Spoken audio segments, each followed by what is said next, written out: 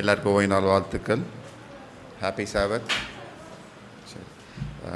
மீண்டும் நல்ல ஒரு வாய்ப்பை கொடுத்த தேவனுக்கு நான் நன்றியை தெரிவித்துக் கொள்கிறேன். அதே போல் சாபத் ஸ்கூல் டிபார்ட்மெண்ட்டுக்கும் நான் நன்றியை தெரிவித்துக் கொள்கிறேன். நல்லது ஒரு அருமையான பாடம் நம்ம யாத்திராமம் புத்தகத்துலேருந்து படிச்சுட்டு வரோம். தேவன் கொடுத்த இந்த வாய்ப்புக்காக நான் மறுபடியும் தேவனுக்கு நன்றி தெரிவித்துக் கொள்கிறேன். ஒரு என்ன சொல்ல, ஒரு அருமையான ஒரு பாடம். யாத்திராமம் புஸ்தகம் அப்படின்னாலே நம்ம நிறைய பேருக்கு பிடித்த பகுதி அப்படின்னா இந்த சிவந்த சமுத்திரம் தான், சரிங்களா? ஏன்னா தேவன் அவ்வளவு அற்புதமாக நடத்தி கொண்டு வந்திருக்காங்க. பாசமாக என்னை கேட்டாங்க, நீங்கள் எடுக்கிறீங்களா அப்படின்னு சொல்லிட்டு. சரி, நான் எடுக்கிறேன் அப்படின்னு சொல்லிட்டேன்.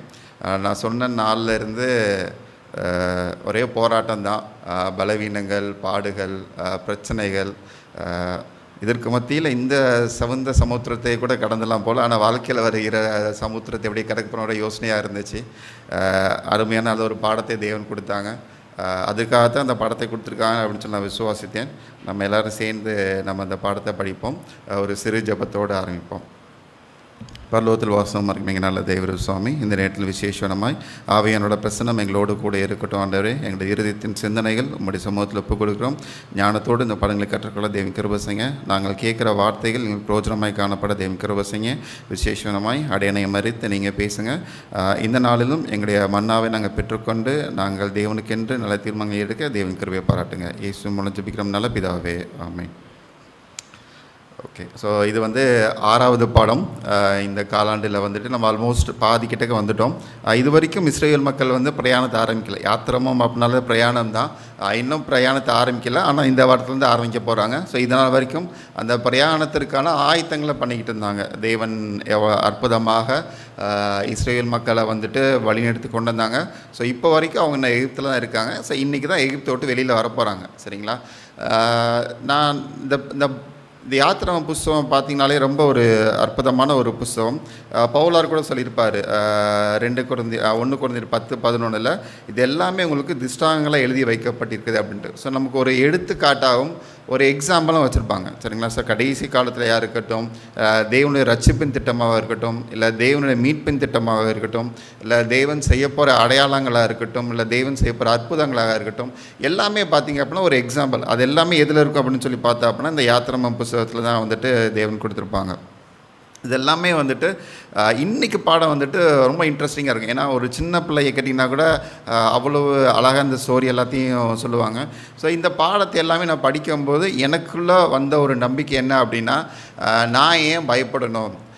ஏன்னா அவ்வளவு வல்லமையான ஒரு தேவன், அவ்வளவு பராக்கிரமான ஒரு தேவன் என்னோடு கூட இருக்கும்போது உலகத்தின் பாடுகளுக்காகவும் இல்லை கவலைகளுக்காகவும் நான் ஏன் பயப்பட வேண்டும் அப்படின்னு சொல்லி எனக்குள்ள ஒரு கேள்வி வந்துச்சு. நிச்சயமாக நம்ம தேவன் அதிசயங்களை செய்கிற தேவன், அற்புதங்களை செய்கிற தேவன், ரட்சிப்புக்கும் மீட்புக்கும் ஒரு அடையாளமாக இருக்கக்கூடிய ஒரு சம்பவத்தை கொடுத்துருக்குறாங்க. இவ்வளோ மகிமையான ஒரு காரியங்கள் இருக்கும்போது நான் ஏன் பயப்படணும் அப்படின்னு சொல்லி எனக்கு ஒரு காரியம் தென்பட்டுச்சு. இதே போல் இந்த யாத்திராமம் புஸ்தகத்தில் பார்த்தா அப்படின்னா இந்த தீர்க்க தரிசனத்தின் நிறைவேறுதலுக்கு ஒப்புமையாக அநேக அடையாளங்களை தெய்வன் கொடுத்துருக்காங்க. அந்த ஒரு சில காரியங்களாம் பார்த்தா அப்படின்னா எகிப்து அப்படின்னாலே அதற்கு அர்த்தம் என்ன அப்படின்னு சொல்லி பார்த்தா அப்படின்னா அடிமைத்தனத்தின் வீடு அப்படின்னு தான் இருக்கும். லேண்ட் ஆஃப் ஸ்லேவரி அப்படின்னு சொல்லி கொடுத்துருப்பாங்க. அப்போ இந்த எகிப்து மேபி நம்ம எதை குறிக்குது அப்படின்னா நம்மளுடைய பாவத்தின் அடிமைத்தனத்தை இருக்கிறத குறிக்கக்கூடிய ஒரு சம்பவமாக கூட காணப்படலாம்.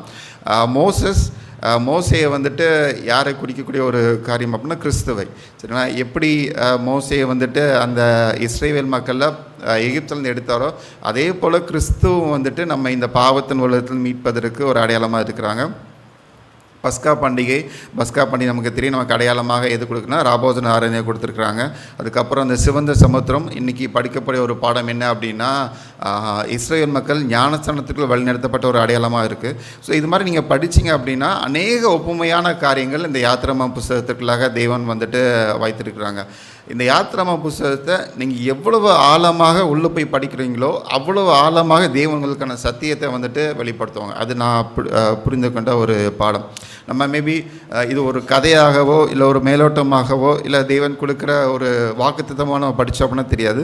நம்ம எந்த அளவுக்கு இன்னும் ஆழமாக அந்த புஸ்தகத்தை படிக்கணுமோ அந்த அளவுக்கு வந்துட்டு தேவன் வந்துட்டு என்ன செய்வாங்க அப்படின்னா வெளிப்படுத்துவாங்க.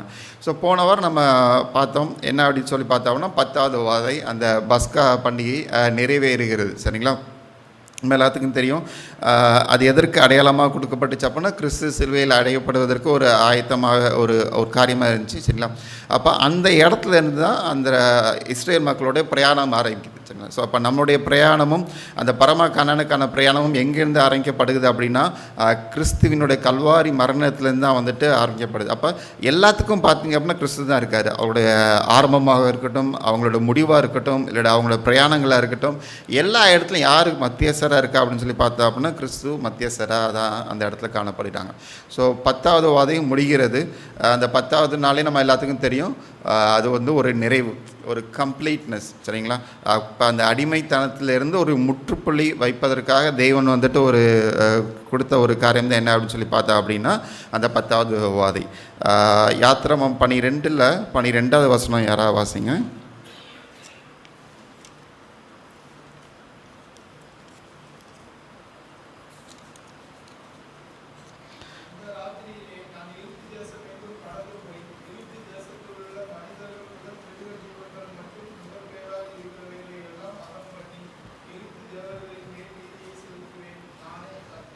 ஸோ அந்த லாஸ்ட்டில் பார்த்தா அப்படின்னா எகிப்து தேசத்தின் மேல் நீதியை செலுத்துவேன் நானே கர்த்தர். அப்போ தேவன் இந்த இடத்துல அந்த எகிப்து தேசத்திற்கான நியாய தீர்ப்பை எழுதுகிறாங்க. So judgement is been written. அந்த இடத்துல வந்துட்டு என்ன பண்ணுறாங்க அப்படின்னா அவங்களுக்கான நியாய தீர்ப்பை வந்துட்டு தேவன் எழுதுறாங்க. ஏன்னா அதுக்கு முன்னாடி வந்து ஒவ்வொரு வாதைகள் அப்பையும் தேவன் கிருபையின் காலத்தை கொடுத்தாங்க, அவங்களுக்கான எச்சரிப்பின் காரியங்களை கொடுத்தாங்க, அவங்களுக்கான எல்லா காலகட்டத்திலும் கொடுத்தாங்க. ஆனால் அது வரைக்கும் என்ன செய்யணும் பார்த்தா அப்படின்னா அவங்க வந்துட்டு மாறுற மாதிரி தெரியல. அப்போ இந்த இடத்துல இந்த பஸ்கா பண்டிகையினுடைய ஒரு காரியம் என்ன அப்படின்னா அந்த நியாய தீர்ப்பில் நாளில் அந்த நியாய தீர்ப்பை தேவன் வந்துட்டு அந்த இடத்துல வந்துட்டு எழுதி முடிக்கக்கூடிய ஒரு சம்பவத்தை வந்துட்டு நம்ம பார்ப்போம். சரிங்களா? ஏன்னா எகிப்து தேசம் அந்த இடத்துல எதை நம்பியிருந்தாங்க அப்படின்னா எகிப்தோட தேவர்களை நம்பியிருந்தாங்க. ஏன்னா எல்லாத்துக்குமே ஒவ்வொரு தெய்வங்கள் இருந்தாங்க. மலைக்காக இருக்கட்டும், இல்லை அவங்க நிலத்துக்காக இருக்கட்டும், இல்லை அவங்க குழந்தைகளுக்காக இருக்கட்டும், இல்லை இயற்கைக்காக இருக்கட்டும், காற்று, எல்லாத்துக்குமே ஒவ்வொரு தெய்வங்கள் இருந்தாங்க. எகிப்தினுடைய மக்கள் எல்லாருமே எதை நம்பியிருந்தாங்கன்னா ரொம்ப ஒரு வாஞ்சியோடு எங்களோட தெய்வங்கள் இவ்வளோ தெய்வங்கள் இருக்கிறாங்க அப்படின்னு சொல்லி அவங்க நம்பிக்கையோடு இருந்தாங்க. ஆனால் அது எல்லாவற்றிலையும் தேவன் என்ன செஞ்சாங்க அப்படின்னா நீதியை கொண்டு வந்தாங்க. ஒருவேளை இன்றைக்கி நம்ம உலகத்தில் இருக்கும்போது நம்ம எதை தெய்வமாக வணங்குறோம் அப்படின்னு நமக்கு தெரியல. ஒருவேளை அன்றைக்கி எகிப்தியர் பல தெய்வங்கள் வழங்கினாங்க. அதே போல் இன்றைக்கி நம்மளும் வேறு ஏதாவது தெய்வத்தை வச்சுருப்போம் அப்படின்னு சொல்லி யோசித்து பார்ப்போம். அது நம்மளுடைய உறவுகளாக இருக்கட்டும், இல்லை நம்மளோட வேலைகளாக இருக்கட்டும், இல்லை நம்மளோட பிள்ளைகளாக இருக்கட்டும், இல்லை நம்ம சேர்த்து வைக்கிற சொத்தாக இருக்கட்டும், மேபி நம்ம நம்பி இருந்திருக்கலாம் இதெல்லாமே என்ன காப்பாற்றும் அப்படின்னு சொல்லிட்டு. ஆனால் அது எல்லாத்துக்குமே தெய்வம் வந்து என்ன செய்கிறாங்க அப்படின்னா அதற்கான நியாய தீர்ப்பை கொண்டு வராங்க. ஸோ நம்ம இந்த உலகத்தில் இருக்கும்போது நம்ம என்ன செய்கிறோம் அப்படின்றத நம்ம யோசித்து பார்ப்போம். நம்ம உலகத்தின் தெய்வங்களை நம்ம நம்பி இருக்கிறோமா அப்படின்றத நீங்கள் யோசித்து பார்த்து இது பண்ணிக்கோங்க. அதே போல் தேவனுடைய நியாய தீர்ப்பு அவ்வளோ பெர்ஃபெக்டாக இருக்கும். சரிங்களா? அது யாருக்குமே வந்து பார்ஷியாலிட்டிலாம் கிடையாது. ஸோ கர்த்தர் சொன்ன காரியத்தை செஞ்சோம் அப்படின்னா அதற்கான பாதுகாப்பு உண்டு. ஏன்னா அந்த சங்காரத்துதன் போகும்போது தேவன் சொன்ன வார்த்தை இருந்துச்சு அப்படின்னா அந்த வீட்டில் என்ன செய்ய அப்படின்னா சங்காரத்துதன் வந்துட்டு எதுவும் பண்ண மாட்டான். ஒருவேளை அந்த நிலைக்காலில் 3 இடத்துலையுமே ரத்தம் பூசப்படலை அப்படின்னா அந்த வீட்டில் வந்துட்டு என்ன ஆகும் அப்படின்னா சங்காரத்துதன் தலைப்பிள்ளை சங்காரத்தை வந்து இது பண்ணுவான்.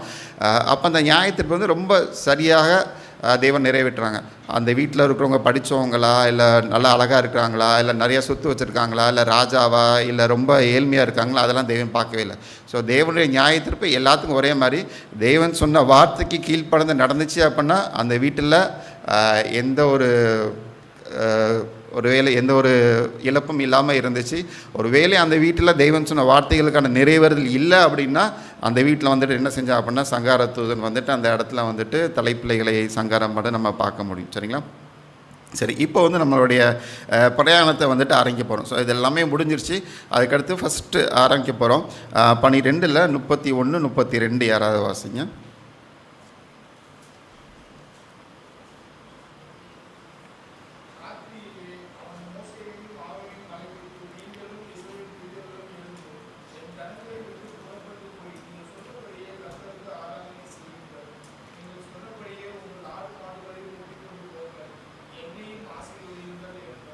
சரி, அது எல்லாமே அந்த 10 வாதைகள் நிறைவேறி முடிச்ச உடனே தேவன் நியாயத்தீர்ப்பு முடிச்ச உடனே என்ன செய்கிறாரு அப்படின்னா, பார்வோன் வேகமாக கூப்பிட்றாரு மோசேயையும் ஆரோனையும். எப்போ கூப்பிட்றாரு அப்படின்னு சொல்லி பார்த்தீங்க அப்படின்னா ராத்திரி தான். அப்போ தேவனுடைய நியாயத்தீர்ப்பு அப்படி தான் வரும். அதாவது ராத்திரி அப்படி இந்த சென்ஸ் நம்ம எதிர்பார்க்காத ஒரு நாளில் நடைபெறக்கூடிய ஒரு காரியம் தான் அந்த நியாயத்தீர்ப்பு தேவனுடைய 2ஆம் வரையும் இருக்கும். ஸோ அதே போல் ராத்திரி கூப்பிட்றாரு, வேகமாக வாங்க அப்படின்னு சொல்லிட்டு அவனே கூப்பிட்டு என்ன சொல்கிறார் அப்படின்னா, எல்லோரும் நீங்கள் கூட்டிகிட்டு போங்க அப்படின்னு சொல்லி சொல்கிறார். சரியா? இது உண்மையிலே அவர் அனுப்புகிறாரா அப்படின்னு சொல்லி பார்த்தா அப்படின்னா கிடையாது. ஸோ பார்வோன் மேபி அவங்கள வெளியில் அனுப்புறதுக்கு ஒரு 2 காரணங்கள் நான் யோசித்தேன். சரிங்களா? ஒன்று, எகிப்து தேசம் விழுந்துக்கிட்டு இருக்குது. சரிங்களா? ஏன்னா அவங்களோட இயற்கை வளங்கள் எல்லாமே அழிக்கப்பட்டுச்சு, அவங்களோட தலைப்பிள்ளைகள் எல்லாருமே இறந்துட்டாங்க. அப்போ பார்வோன் பார்க்குறாரு, அந்த எகிப்து தேசமே கொஞ்சம் கொஞ்சமாக விழுந்துக்கிட்டே இருக்குது. இதுக்கு மேலே என்ன செய்கிறது, எப்படி காப்பாற்றுறது அப்படின்னு தெரியாமல், ஒரு வழி தெரியாமல் என்ன செய்கிறார் அப்படின்னா, அவர் வந்துட்டு சரி ஓகே நீங்கள் போங்க அப்படின்னு சொல்லி அவரை வந்துட்டு அனுப்பி வர்றார். சரியா? ஏன்னா அவருடைய கட்டுப்பாட்டில் இருக்கக்கூடிய அவர் நம்பிக்கொண்டிருந்த எந்த காரியங்களும் அவருக்கு அந்த இடத்துல கை கொடுக்கல. அது எகிப்து தேசத்தின் கடவுளாக இருக்கட்டும், இல்லை எகிப்து தேசத்தை ஆளுகை செய்ய மந்திரிகளாக இருக்கட்டும், யாருமே அவங்களால என்ன செய்ய முடியல. மந்திரவாதிகளாக இருக்கட்டும், தேவனுடைய நியாயத்தீர்ப்புக்கு முன்னாடி அவங்களால நிற்க முடியல. சரியா? அதனால் அவங்க இது பண்ண முடியல அப்படின்றதுக்காக சரி போங்க அப்படின்னு சொல்லி அனுப்பிவிடார். இன்னொரு காரணம் என்னவாக இருக்கும் அப்படின்னு சொல்லி பார்த்தோம் அப்படின்னா, இந்நாள் வரைக்கும் இஸ்ரேல் மக்களை தன்னுடைய கட்டுப்பாட்டுக்குள் வைத்திருந்த பார்வோன், ஆனால் இந்த ஒரு வாதைகள் ஆரம்பித்த போது இஸ்ரேல் மக்களை என்ன செய்ய முடியல அப்படின்னா அவரோட கட்டுப்பாட்டுக்குள்ள வைக்க முடியல. சரிங்களா? அவர் என்னமோ பண்ணி பார்க்காரு, வேலை பழுவை அதிகமாக்குறாரு, மற்ற காரியங்கள். ஆனாலும் இஸ்ரேல் மக்களை அவரால் என்ன செய்ய முடியல அப்படின்னா எதுவுமே பண்ண முடியல. ஏன்னா எல்லா வாதிகளும், அது கடைசி ஒரு 7 வாதிகள் பார்த்தீங்க அப்படின்னா யாருக்கு பாதிப்பு ஏற்படலை? இஸ்ரேல் மக்களுக்கு எந்த பாதிப்பும் ஏற்படலை. பாதிப்பு எல்லாமே யாருக்கு வந்துச்சு?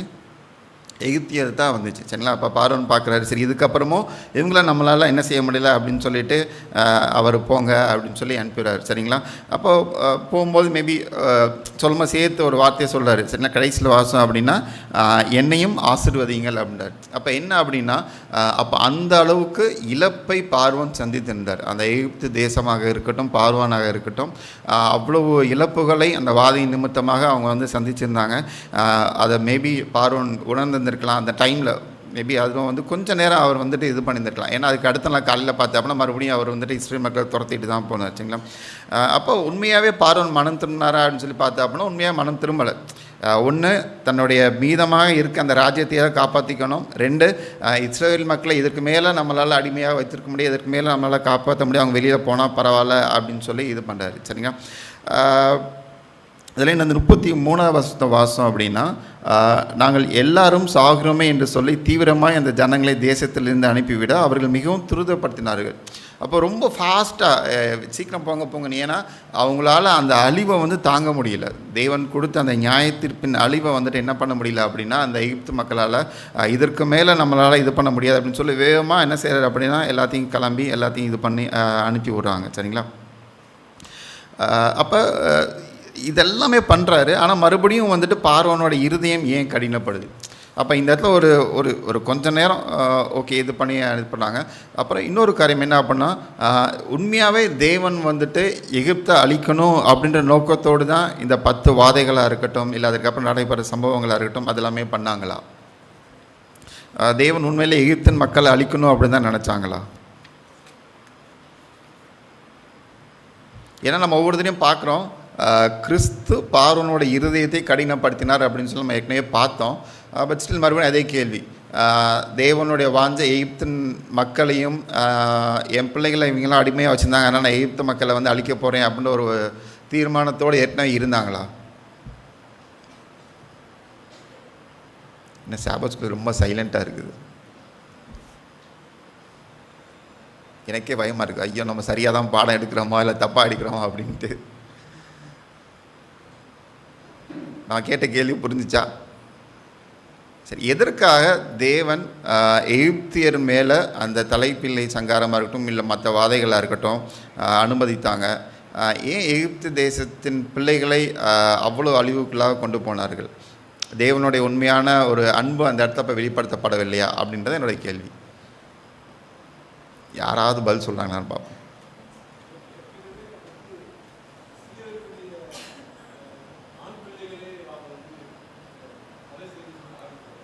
சரி அங்கிள். ஓகே, அங்கிள் என்ன சொன்னாங்க அப்படின்னா, ஏற்கனவே வந்துட்டு இஸ்ரவேலுடைய முதல் பிள்ளைகளை வந்துட்டு அவங்க வந்துட்டு கொலை செய்வதற்காக இது பண்ணாங்க. பட் ஆனால் தேவன் ஏன் அனுமதிக்கிறாங்க? அதுதான் என்னோட கேள்வி. எகிப்தினுடைய பிள்ளைகளாக இருக்கட்டும், இல்லை எகிப்தினுடைய மக்களாக இருக்கட்டும், பாதிக்கப்படுவதற்காக எதற்காக தேவன் அனுமதி கொடுக்குறாங்க அந்த இடத்துல? அப்போ தேவனுக்கு எகிப்தினுடைய பிள்ளைகள் மேலும் இல்லை எகிப்தினுடைய ஜனங்கள் மேலும் அன்பு இல்லாமல் இருக்குமோ?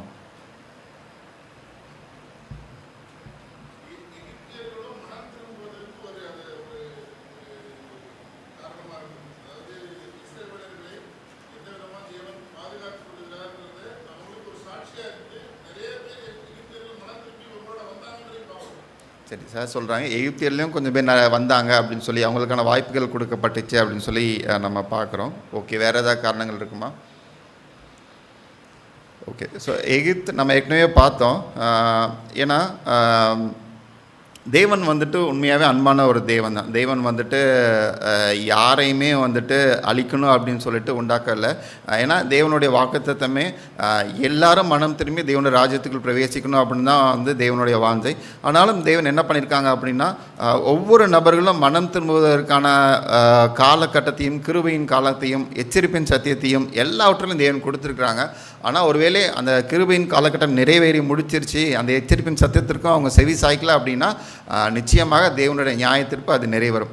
அது எகிப்தியாராக இருந்தாலும் சரி, இஸ்ரேல் மக்களாக இருந்தாலும் சரி, இல்லை ஆவிக்குரிய இஸ்ரேலாக நம்மளாக இருந்தாலும் சரி, அது யாராக இருந்தாலும் சரி, தேவன் கொடுத்த காலகட்டம், தேவன் கொடுத்த கிருபையின் காலம், தேவன் கொடுத்த எச்சரிப்பின் சத்தத்திற்கு நம்ம செவி சாய்த்தோம் அப்படின்னா தேவன் நம்மளை நிச்சயமாக அந்த பரமக்காலத்துக்குள் கொண்டு போவாங்க. சரிங்களா? ஏன்னா தேவன் வந்து ஒவ்வொரு தடையும் பார்வனுடைய இருதயத்தை கடினப்படுத்தினா அப்படின்னா அதை எதை காமிக்குது அப்படின்னா, பார்வன் எந்த அளவுக்கு கிறிஸ்துவை விட்டு விலகி இருந்தார் அப்படின்றத நம்ம பார்ப்போம். இங்கே பார்வன் அப்படின்னு நம்ம பார்வனை மட்டும் பார்க்காம எகிப்தின் மொத்த ஜனங்களே நீங்கள் யோசிச்சு பாருங்களேன். ஏன்னா எல்லாருமே வந்துட்டு இஸ்ரேல் மக்கள் அடிமையாக தான் பார்த்தாங்க. யாருமே கொஞ்சம் பேர் இஸ்ரேல் மக்களை இது பண்ணாங்க. ஆனால் முக்கால்வாசி பேர் எகிப்தின் அந்த இருக்க நபர்களாக இருக்கட்டும், பார்வனாக இருக்கட்டும், இஸ்ரேல் மக்களை ஒடுக்குறதுக்கு தான் பார்த்தாங்களே தவிர தேவன் கொடுத்த அந்த ஒரு வார்னிங் அல்லது எச்சரிப்பின் காரியங்களுக்கு செவி சாய்த்தது ரொம்ப கம்மியான எகிப்தியரை தான் இருந்தாங்க. சரிங்களா? அப்போ ஒவ்வொரு தடவையும் தேவன் இருதயத்தை கடினப்படுத்தினார் அப்படின்னா பார்வோனோட இருதயம் எவ்வளவு கடினமாக இருந்தது அப்படின்றத நம்ம புரிந்து கொள்ளக்கூடிய ஒரு காலகட்டத்தில் இருக்கும். அதே போல தான் நமக்கும் தேவனுக்கு நிறைய எச்சரிப்பின் சத்தியத்தை கொடுக்குறாங்க. மேபி வாதைகள் இல்லாமல் மற்ற விதத்தில் தேவன் கொடுக்குறாங்க. ஆனால் அந்த எச்சரிப்பின் சத்தியத்திற்கு நம்ம செவி சாய்க்கிறோமா அப்படின்னு நம்ம யோசித்து பார்ப்போம். அப்படி இல்லை அப்படின்னா மறுபடியும் தேவன் சொல்கிற ஒரு காரியம் என்ன அப்படின்னா, இருதயம் கடினமாக இருக்குது, இன்னும் மாறலை அப்படின்றத வந்துட்டு நமக்கு சொல்கிறாங்க. அதை நம்ம ஞாபகம் வைத்துக்கொள்ளக்கூடிய ஒரு காலகட்டம். சரிங்களா?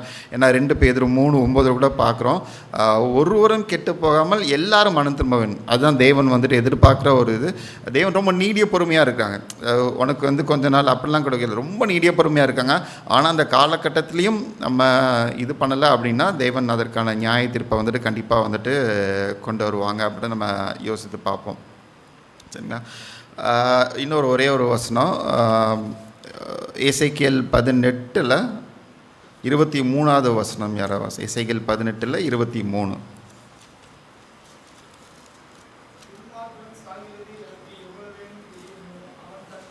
சரி, போதும் சார். ஸோ துன்மார்க்கன் சாகிறதுல எனக்கு எவ்வளோ வேணும், பிரியமில்லை. அப்படியா? ஸோ தேவன் ரொம்ப தெளிவாக சொல்கிறாங்க, யாருனாலும் சரி, இப்போ அது துன்மார்க்கட்டாக இருக்கட்டும், நீதிமானாக இருக்கட்டும், யாருமே மரிக்கும் போது அது எனக்கு பிரியமான ஒரு காரியம் கிடையாது. எல்லாருமே மனம் திரும்பி தேவனுடைய ராஜ்யத்துக்கு பிரவேசிக்கணும் அப்படின்னு தேவன் ஆசைப்பட்றாங்க. ஆனால் அதற்கான தீர்மானம் நம்ம கையில் தான் இருக்குது அப்படின்னு சொல்லி சொல்கிறாங்க. சரிங்களா? அதை அடுத்து யாத்திராகமம் 12:40-41 வாசிப்போம்.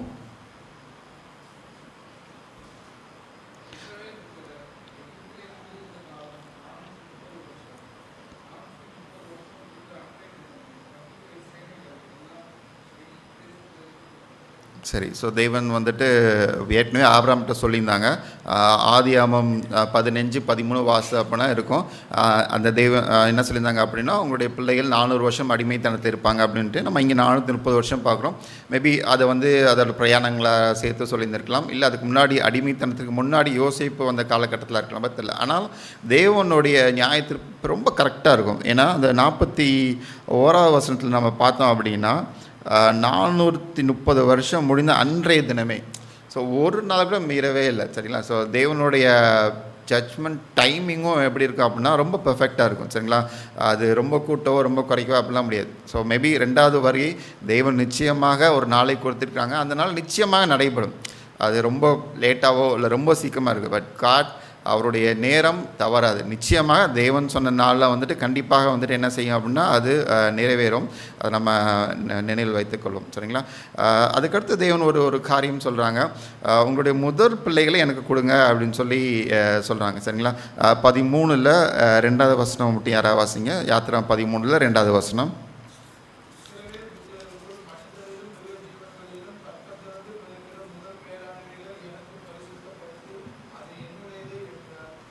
சரி. ஸோ தேவன் என்ன சொல்கிறாங்க அப்படின்னா, இதெல்லாமே என்னுடைய. எது என்னுடையது அப்படின்னா, கர்ப்பத்திலேருந்து பிறக்கிட்ட முதல் ஆண் பிள்ளை, அது குழந்தையாக இருக்கட்டும், மிருக ஜீவனாக இருக்கட்டும், இது எல்லாமே எனக்கு கொடுக்கணும் அப்படின்னு சொல்லி சொல்கிறாங்க. சரிங்களா? அப்போ ஃபஸ்ட் பார்ன், அப்போ 2வது பிள்ளைகள் 3வது பிள்ளைகள்லாம் தேவனுக்கு வேண்டாமா? முதல் பிள்ளை மட்டும் போதுமா? ஏன் தேவன் இந்த ஃபஸ்ட்டு பார்னை மட்டும் ஸ்பெஷலாக அவங்க வந்து எனக்கு கொடுங்க அப்படின்னு சொல்லி கேட்குறாங்க? என்ன காரணம்? இங்கே யாரெல்லாம் ஃபஸ்ட் பார்னாக இருக்கீங்க?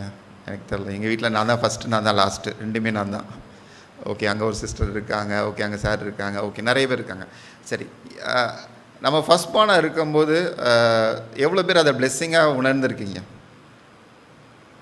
ஃபஸ்ட் பார்னாக இருக்கும்போது பிளெஸ்ஸிங்காக உணர்ந்துருக்கீங்க? யார் யாரெல்லாம் பிளெஸ்ஸிங்காக உணர்ந்துருக்கீங்க? ஓகே, யார் யாரெல்லாம் அதை வந்து ஒரு கர்ஸ், ஐயோ நம்ம வந்து நிறையா பொறுப்பை கொடுக்குறாங்க அப்படின்னு உணர்ந்துருக்கீங்க?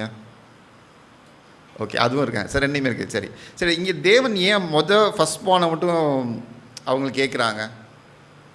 என்ன காரணம்?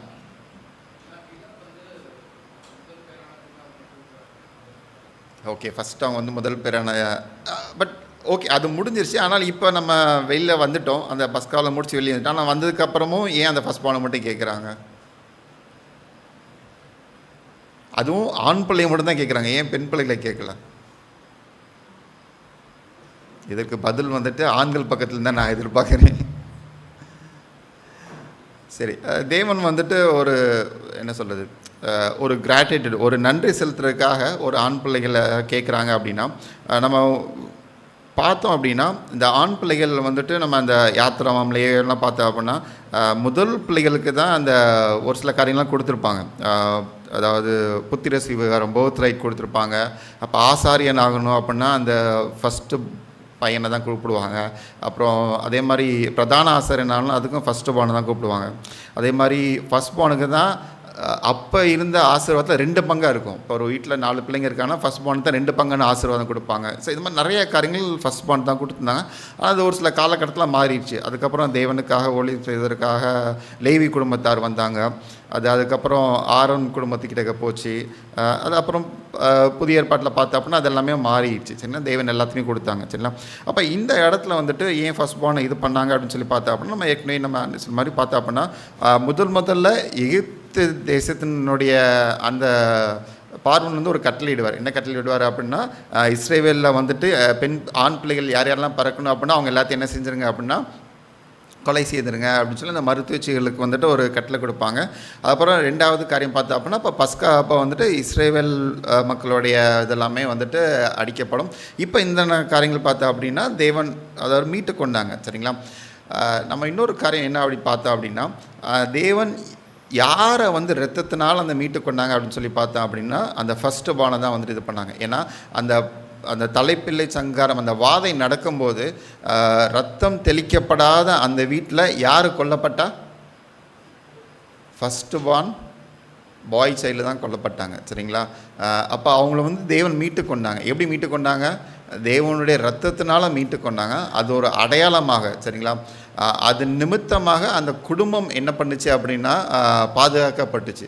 அது ஜஸ்ட் வந்து ஒரு இடம். அப்போ இன்றைக்கும் நம்மளுடைய குடும்பம் ரட்சிக்கப்படணும், நம்மளுடைய குடும்பம் பாதுகாக்கப்படணும் அப்படின்னா தேவன் சொல்கிற ஒரு காரியம் என்ன அப்படின்னு சொல்லி பார்த்தா அப்படின்னா தேவனுடைய ரத்தத்தினால மட்டும்தான் அதை முடியும் அப்படின்றத வந்துட்டு தேவன் வந்துட்டு சொல்கிறாங்க. சரிங்களா?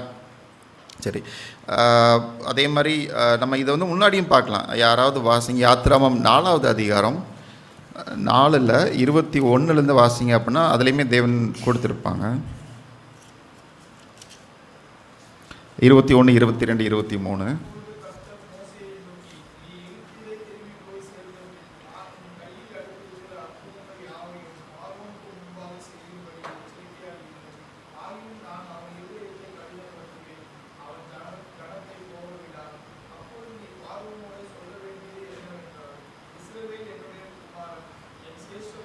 சரி, இதில் பார்த்தோம் அப்படின்னா இஸ்ரவேல் என்னுடைய குமாரன். இங்கே வந்து ஃபஸ்ட்டு பானம் செகண்ட் பானம் அப்படிலாம் தேவன் சொல்லவே இல்லை.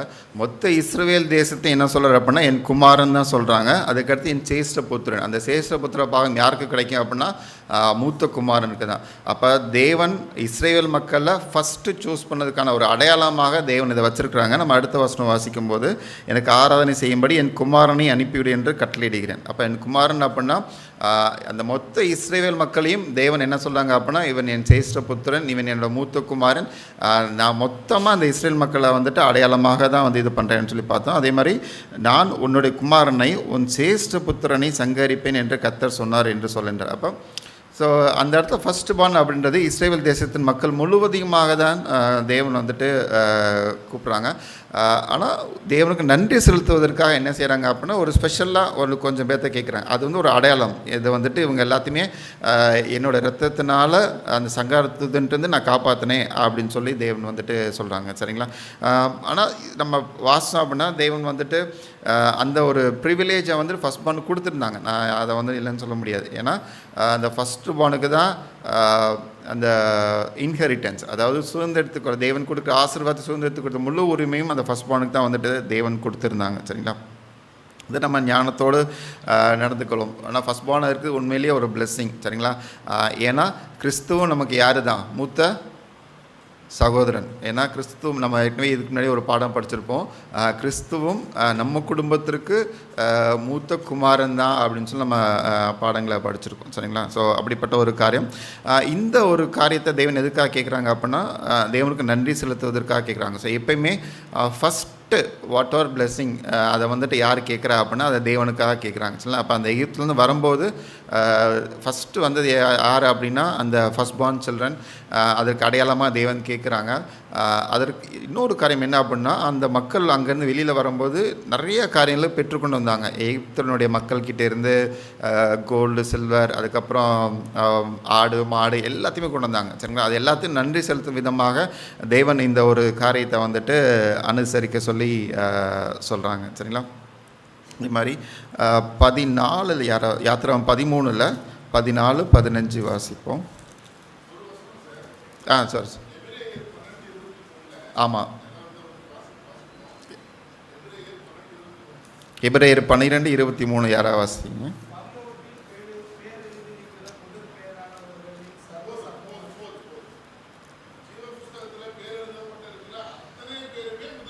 முதற் பேரானவர்கள் தான். Thank you sir. ஓகே, அடுத்து யாத்திராகமம் 13 14 யாராவது வாசிங்க.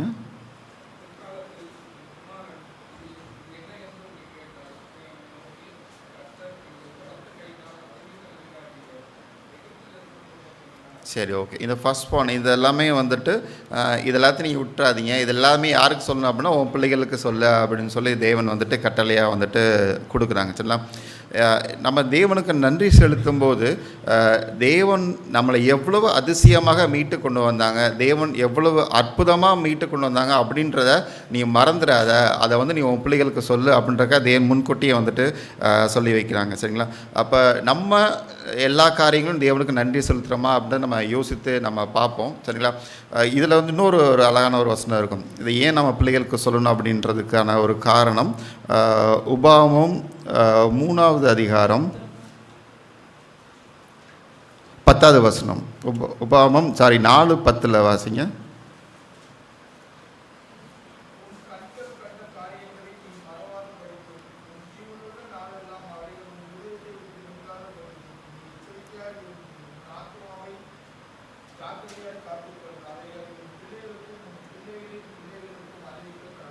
சில 2 காரியம். ஒன்று, நம்ம மறந்துடுவோம். நீ உன் கண்கள் கண்ட காரியம் நீ மறவாத வடிக்கு. ஏன்னா நம்ம மறக்கக்கூடாது. அதனால் நீ யாருக்கு சொல்லு?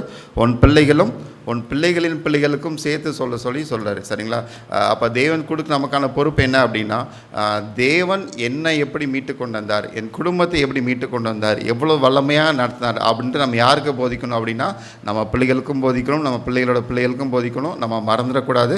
அதனால் அதை நீ ஞாபகம் வச்சு அதை இது பண்ணு அப்படின்னு சொல்லி வந்துட்டு தேவன் வந்துட்டு ஒரு எச்சரிக்கையாகவும் ஒரு ஆலோசனையாகவும் நமக்கு வந்துட்டு தேவன் வந்துட்டு சொல்கிறாங்க.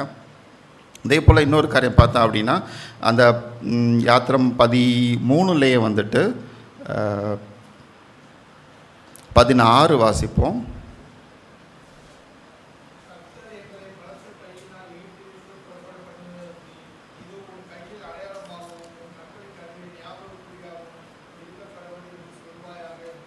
ஸோ இந்த காரியங்கள் எல்லாமே வந்து தேவன் சொல்கிறாங்க, இதெல்லாமே உனக்கு அடையாளங்களாக இருக்க கடவுது, இதில் வந்து நீ ஞாபகம் வச்சுக்கோ அப்படின்னு சொல்லி தேவன் வந்துட்டு நமக்கு சொல்கிறாங்க. இதெல்லாமே உன் பிள்ளைகள்கிட்ட சொல்லு அப்படின்னு சொல்கிறாங்க. ஸோ இன்றைக்கி நமக்கு அடையாளமாக இருக்கக்கூடிய ஒரு காரியம் என்ன அப்படின்னா இந்த ஓய்வு நாள் சத்தியம். இதையும் நீங்கள் ஞாபகம் வச்சுக்கோங்க. இதையும் நம்ம பிள்ளைகள்கிட்ட சொல்லித்தரணும், அதையும் நம்ம விட்டுறக்கூடாது. ஏன்னா அப்போ அவங்களுக்கு பஸ்காவினுடைய ஆசரிப்பு அடையாளமாக இருந்தது. இன்றைக்கும் அதே போல் பஸ்காவை கிறிஸ்து அடிக்கப்பட்டு இந்த ஓய்வு நாள் சத்தியத்தை நம்ம கொடுத்துருக்குறாங்க. இதையும் நம்ம என்ன செய்யக்கூடாது அப்படின்னா விட்டு கொடுக்கக்கூடாது. ஸோ இதெல்லாமே நம்ம வந்துட்டு பிள்ளைகளுக்கு சொல்லிக் கொடுக்க வேண்டிய பொறுப்பில் நம்ம இருக்கிறோம். அதை நம்ம சொல்லித்தரமா அப்படின்றத நம்ம வந்துட்டு யோசித்து பார்ப்போம். சரி, இதெல்லாமே முடிஞ்சு வெளியில் வர்றாங்க. வெளியில் வந்தோடனே என்ன இருக்குது அப்படின்னா ஒரு சிவந்த சமுத்திரம் இருக்குது. சரிங்களா,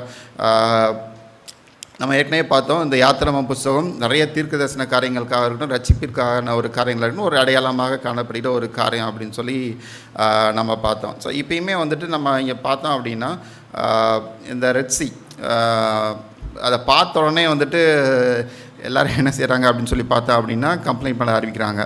14, 11, 12 வாசிப்போம்.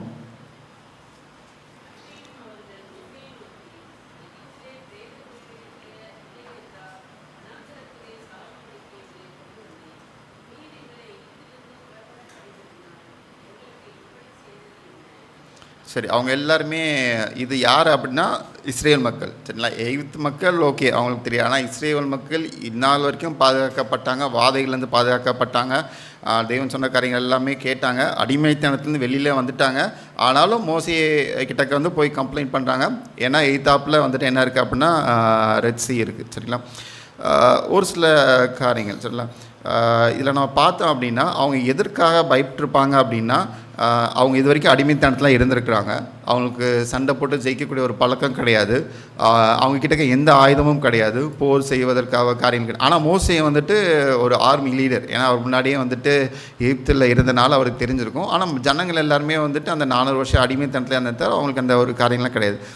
அப்போ அந்த ஜனங்களோட பார்வையில் என்ன அப்படின்னா அவங்களுக்கு மரணம் மட்டும்தான் மிச்சம் இருக்குது, வேறு எந்த நம்பிக்கையும் கிடையாது. சரிங்களா, ஏன்னா எதிர்த்தாப்பில் வந்துட்டு ஒரு சிவந்த சமுத்திரம், பின்னால் எகிப்தின் சேனைகள், இந்த பக்கம் மலை, எதுவுமே இது பண்ண முடியாத ஒரு காரியங்கள். அதனால் வந்துட்டு அவங்க என்ன செய்கிறாங்க அப்படின்னா முணுமுணுக்கிறாங்க. சரிங்களா, இதோட அவிக்கிற பாடத்தை பார்க்கணும். ஒரு சில ஒரு ஜியாகிரபிக்கல் காரியங்கள் முன்னே நான் சொல்கிறேன். எத்தனை பேர் இஸ்ரேல் மக்கள் வெளில வந்தாங்க எகிப்திலேருந்து? 6 லட்சம் புருஷர்கள். சரிங்களா, அப்போ அந்த 6 லட்சம் புருஷர்கள் அப்படின்னும்போது அது எல்லாமே 20 வயதிற்கு மேற்பட்டவங்க தான் இருந்தாங்க. அப்போ கண்டிப்பாக அவங்களுக்கெல்லாம் கல்யாணம் ஆகிருக்கும். அப்போ 6 லட்சம் அப்படின்னா கணவன் மனைவியோட சேர்ந்து ஒரு 12 லட்சம்னு வச்சுக்கோங்க. ஒரு 12 லட்சம் மக்கள் இருக்கிறாங்க. அந்த காலத்தில் மேபி ஒரு குடும்பத்திற்கு அட்லீஸ்ட் ஒரு 5 பிள்ளைங்களாம் இருந்திருப்பாங்க. நம்ம ஒரு 3 பிள்ளைங்களும் எடுத்துக்கோம். அப்போ அந்த ஒரு 6 lakhsக்கு அந்த ஹஸ்பண்ட் ஒய்ஃப்க்கு ஒரு 3 பிள்ளைங்கள் இருந்தாங்கன்னா அது ஒரு 18 லட்சம் ஆகும். அப்போ 18 லட்சம் பிள்ளைகள், 12 லட்சம் பேரண்ட்ஸ் ஆகணும், மொத்தமாக வந்து 30 லட்சம். 30 லட்சம் மக்களை வழிநடத்தக்கூடிய ஒரு பொசிஷனில் யார் இருக்கா அப்படின்னா மோசே இருக்கார். 30 லட்சம்ன்றது பார்த்தா அப்படின்னா சென்னையில் ஒரு பாதி பாப்புலேஷன், அல்லது மதுரை சிட்டியில் மொத்த பாப்புலேஷன். அப்போ மதுரை ஊரே கிளம்பி வரணும். அப்போ அதெல்லாம் யோசித்து பார்க்கும்போது எவ்வளோ வல்லமையாக இருக்கும்னு சொல்லி நான் யோசித்து பார்த்தேன். அந்த மேப்பை மட்டும் ஸோ இப்போ இருக்கிற கரண்ட் மேப் இதான். சரிங்களா, இந்த ரெட் சீ, இந்த செங்கடல் எங்கே இருக்குது அப்படின்னா எகிப்துக்கும் சவுதி அரேபியாவுக்கும் நடுவில் இருக்கக்கூடிய அந்த ஒரு சின்ன அந்த ப்ளூ கலர் தெரியக்கூடிய ஒரு லைன், அந்த இடத்துல இஸ்ரேல் மக்கள் இருந்தாங்க. அடுத்த சைடில் போகணும். ஸோ இதுதான் அந்த க்ரீன் கலர் லைன் இருக்குல்ல, அதுதான் வந்துட்டு எகிப்து மக்கள் இஸ்ரேல் மக்கள் ட்ராவல் பண்ண இடம். அவங்க எப்படி எகிப்தில் இருந்து கானானுக்கு போனாங்க அப்படின்ட்டு. அப்போ அவங்க ஃபஸ்ட்டு எதிர்கொள்கிற ஒரு காரியம் என்ன அப்படின்னு சொல்லி பார்த்தோம் அப்படின்னா அந்த ஒரு செங்கடல். அந்த செங்கடல் எப்படி இருக்குன்னு சொல்லி பார்த்தோம் அப்படின்னா அடுத்த சைடில். ஸோ இதுதான் அந்த இடத்துல ஒரு செங்கடல், உங்கள் எல்லாத்துக்கும் தெரியும். ஸோ எய்தாப்பில் கடல் இருக்குது. அந்த ரைட் சைடில் பார்த்தீங்க அப்படின்னா வெறும் மலை குன்றுகள், எங்கிட்ட ஓட முடியாது. பின்னாடி வந்து பார்வன் வருது. இப்போ இந்த இடத்துல தான் வந்துட்டு அவங்க ஒரு கூடாரம் போட்டு இருப்பாங்க. அந்த இடத்துல எவ்வளோ பேர் இருப்பாங்க அப்படின்னா குறைஞ்சது மினிமம் தான். ஸோ 30 லட்சம் பேர் அந்த இடத்துல தான் கூடி இருக்கிறாங்க. அப்போ அவங்களோட இந்த இடத்துல நம்ம இருந்தாலும் அப்படின்னா நம்மளும் அதே தான் பண்ணியிருப்போம். மேபி தெரில, நான்லாம் இருந்தேன்னா மோசையை வந்து அவ்வளோ சத்தம் போட்டிருப்பேன், கோவப்பட்டிருப்பேன், இல்லை போய் அடிச்சிருப்பேன். ஏன்னா இவ்வளோ நாள் நாங்கள் வார்த்தை பேசாமல் ஏதோ செஞ்சு சாப்பிட்டுட்டு இருந்தோம், ஆனால் இப்படி வந்து மாட்டி விட்டியே அப்படின்னு சொல்லி எல்லாத்துக்கும் ஒரு கோவம் வந்திருக்கும். அதே கோவத்தில் வந்து இஸ்ரேல் மக்களும் இருந்தாங்க. சரிங்களா, எல்லாருமே எதை பார்த்தாங்க அப்படின்னா அந்த சூழ்நிலையில் தான் பார்த்தாங்க. எனக்கு அவங்க உயிர் வாழக்கூடிய ஒரு சூழ்நிலைகள் தான் பார்த்தாங்களே தவிர யாருமே தேவனை நோக்கி என்ன செய்யலை அப்படின்னு அந்த இடத்த பார்க்கல. எனக்கு இவ்வளோ பிரச்சனை இருக்குது, இந்த பக்கம் போக முடியல, இந்த பக்கம் மழை இருக்குது, இந்த பக்கம் வராங்க அப்படின்னு தான் பார்த்தாங்களே தவிர தேவன் வழிநடத்தி கொண்ட அந்த விதத்தையும் மோசையை வழிநடத்த விதத்தையும் அவங்க நினைத்து கூட பார்க்கல. அவங்க மறந்து போயிட்டாங்க. சரிங்களா? அதனால தான் அவங்களுக்குள்ள அவ்வளோ கோபம், அவ்வளோ முன்முணுப்பு. ஒருவேளை இதே போல் நம்மளோட ஆவிக்கு நம்ம யோசித்து பார்ப்போம். நம்ம எத்தனை தடவை இதே மாதிரி சூழ்நிலையில் நம்ம மாட்டிக்கு நிற்கிறோம் அப்படின்றத நம்ம யோசித்து பார்த்தோம் அப்படின்னா நமக்கு தெரியும். ஒருவேளை நமக்கு இப்படிப்பட்ட ஒரு சூழ்நிலையில் காணப்படலாம். எங்கிட்டையுமே போக முடியாத ஒரு சூழ்நிலைகள் அப்படின்னா நம்ம உணர்ந்து கொள்ளக்கூடிய ஒரு பாடம் என்ன அப்படின்னா, நம்ம பிரச்சனைகளை பெருசாக பார்க்குறோமே தவிர தேவனை என்ன செய்யலை அப்படின்னா பார்க்கல விட்டுட்டோம். தேவன் வழிநிறுத்தி வந்த விதத்தை நம்ம பார்க்க விட்டுட்டோம். இல்லை தேவன் வழிநிறுத்தி கொண்டு வந்த உண்மையான சம்பவங்களை நம்ம படிக்காமல் விட்டுட்டோம். இல்லை நம்மளோட விசுவாச குறைச்சல அந்த இடத்துல காட்டிக்கிட்ட ஒரு காரணம். அப்போ ரெட்சி அப்படின்னாலே நம்ம என்ன செய்கிறோம் அப்படின்னா நமக்கு முன்னாடி இருக்கிற பிரச்சனைகளை தான் நம்ம வந்துட்டு செங்கடலை பார்க்குறோம். அது நமக்கான பிரச்சனைகள் மட்டுமல்ல, நம்ம கூட இருக்க குறைகளும் என்ன அப்படின்னா அந்த சிவந்த சமுத்திரம் தான். நம்மளோட ஆவிக்கிற வாழ்க்கையில் நம்மளோட விசுவாச குறைச்சலாக இருக்கட்டும், நம்ம தேவன் மீது வைத்திருக்க ஒரு அன்பாக இருக்கட்டும், இல்லை நம்மளுடைய மற்ற காரியங்களாக இருக்கட்டும், தேவன் செய்ய சொன்ன காரியங்கள் செய்யாமல் இருக்கட்டும், அது எல்லாமே என்னவாக இருக்கும் அப்படின்னா இந்த சிவந்த சமுத்திரமாகத்தான் நமக்கு வந்துட்டு காணப்படும். அப்படி சிவந்த சமுத்திரமாக காணப்பட்டுச்சு அப்படின்னா நம்ம புரிந்து கொள்ளக்கூடிய காரியம் என்ன அப்படின்னா நம்ம எங்கேயோ ஒரு இடத்துல லேக் ஆகிறோம் அப்படின்றத நம்ம யோசித்து பார்த்துக்கொள்ளலாம். சரிங்களா? இந்த சிவந்த சமுத்திரத்தை கடந்து போவதற்கு போல ஒரு அருமையான ஒரு எக்ஸாம்பிளை சொல்கிறது 2 கொரிந்தியர் 10வது அதிகாரம் 2வது வசனம். அதை யாராவது வாசிங்க. 2 கொரிந்தியர் 10:2.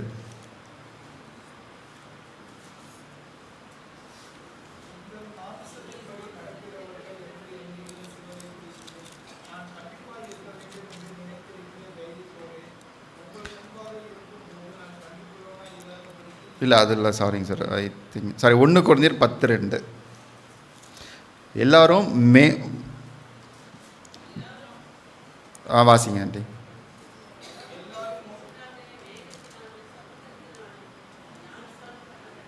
சரி, இங்கே பவுல் ரொம்ப அழகாக எழுதுகிறாரு. எல்லாரும் 2 காரியத்தை வந்து சொல்கிறாரு. சரியா? மேகத்தினாலும் சமுத்திரத்தினாலும் ஞானஸ்தானம் பண்ணப்பட்டார்கள் அப்படின்ட்டு. சரிங்களா? அப்போ இந்த இடத்துல வந்துட்டு இஸ்ரேல் மக்களுக்கு வந்துட்டு ஞானஸ்தானம் எதனால அப்படின்னா இந்த செங்கல் நிமித்தமாக ஒரு ஞானஸ்தானத்திற்கு அடையாளமாக தேவன் கொடுக்குறாங்க. சரிங்களா? அப்போ நமக்கு ஞானஸ்தானம் அப்படின்னா என்ன அர்த்தம்? நம்ம எதுக்காக ஞானஸ்தானம் எடுக்கிறோம்? பாவத்துக்கு செத்து நீதிக்கு பழைக்கக்கூடிய ஒரு அனுபவம். ஓகே, வேறு? எனக்கே பயமாக இருக்குது. நம்ம ரொம்ப அமைதியாக இருக்கிற பார்த்தும்போது நம்ம பாடத்தை சரியாக தான் எடுக்கிறோமா இல்லை நம்ம எதுவும் தப்பாக எடுக்கிறோமான்னு தெரியல. எதற்காக எனக்கு தெரிஞ்சு எல்லாருக்கும் மோஸ்ட்லி நம்ம ஞானஸ்தானம் எடுத்துருப்போம். எதற்காக எடுக்கிறோம்?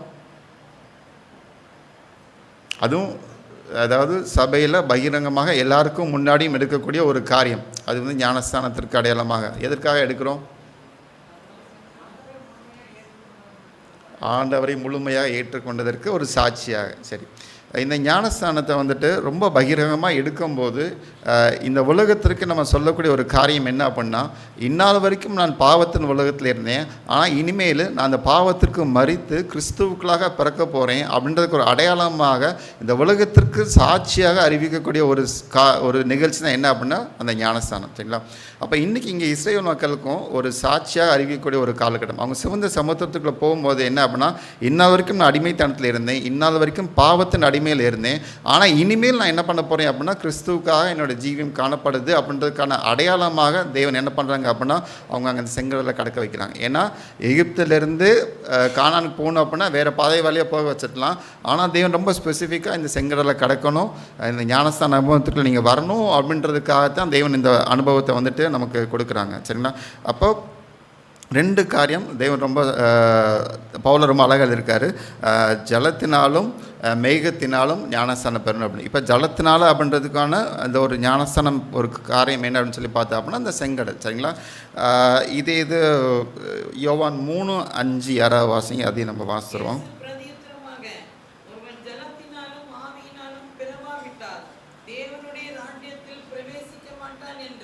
சரி, போதாண்டி.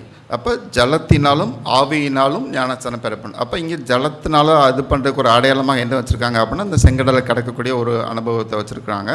அப்போ ஆவியினால் இது பண்ணுறதுக்கு என்ன வச்சுருக்காங்க அப்படின்னு சொல்லி பார்த்தா அப்படின்னா யாத்திராகமம் 14 19வது வசனம் வாசிங்க.